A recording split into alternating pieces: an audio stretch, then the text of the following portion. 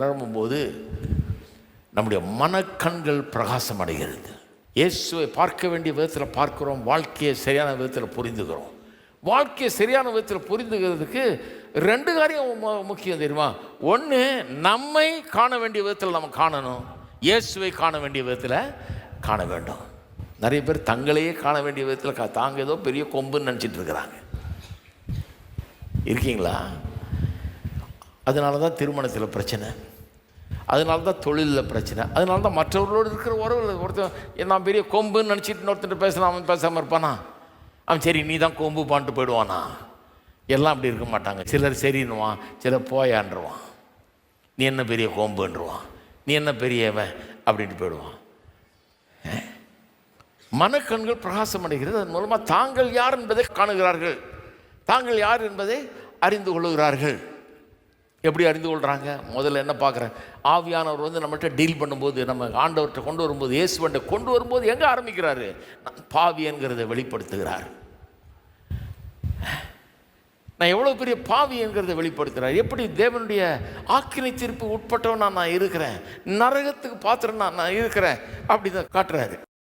நீதிமான் ஒருவனும் இல்லை என்று சொல்லியிருக்கிற வார்த்தையின்படி நாம் எல்லாரும் இந்த பாவ பின்னணியிலிருந்து வர்றோம், பாவத்தில் பிறந்து பாவத்தில் வளர்ந்து அப்படி இருக்கிறோன்றதை காட்டுகிறார். இதெல்லாம் பார்த்த உடனே ஒரு மனுஷனுக்கு பெருமை போயிடும் பாருங்க.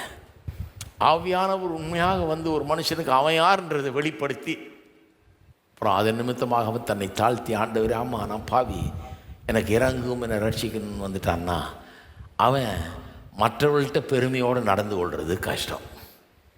அப்படி ஒரு ஆள் கிறிஸ்தவனாக இருக்கிறேன், நான் ஞானஸ்தானம் எடுத்திருக்கிறேன், கோயிலுக்கு போகிறேன்னு சொல்லிட்டு இப்படிப்பட்ட பெருமை, நான் பெரிய ஆளுன்னு பெருமைப்பட்டுட்டு இருந்தான்னா என்னன்னா இன்னும் ஆவியானவருடைய நிறைவு அவனுக்குள்ளே வரல. ஆவியினால் நிரம்பப்பட வேண்டியது இருக்கிறது. ஆவியானவர் அந்த சத்தியத்துக்குள்ளே அவனை நடத்தணும்.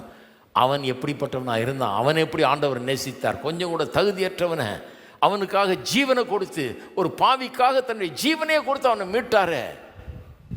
நம்மளை துச்சமாக என்ன இருந்தா, நம்மளை தகுதியற்றவர்கள் என்ன இருந்தா, நம்மளை லாயக்கற்றவர்கள் என்ன இருந்தா அது செஞ்சிருக்க மாட்டாரே. அது விளங்கலைன்னு அர்த்தம். ஆவியானவர் இன்னும் அதை அவனுக்கு வெளிப்படுத்தவில்லை என்ற அர்த்தம். அது வெளிப்படுத்திட்டா இந்த மனித உறவுகளுக்குள்ளே இருக்க நிறைய ப்ராப்ளம் போயிடும். ஒரு மனுஷன் ஹம்பிள் ஆயிடுறான், தாழ்மை உள்ளவன் ஆயிடுறான். நான் எங்கள் ஜாதி என்ன தெரியும் பேச மாட்டான். ஜாதி என்ன வரந்தானே எல்லாம் பாவி. போ, நீ எந்த உயர்ந்த ஜாதியாக இருந்தானா தாழ்ந்த ஜாதியாக இருந்தானா எல்லாரையும் ஈக்குவல் ஆக்கி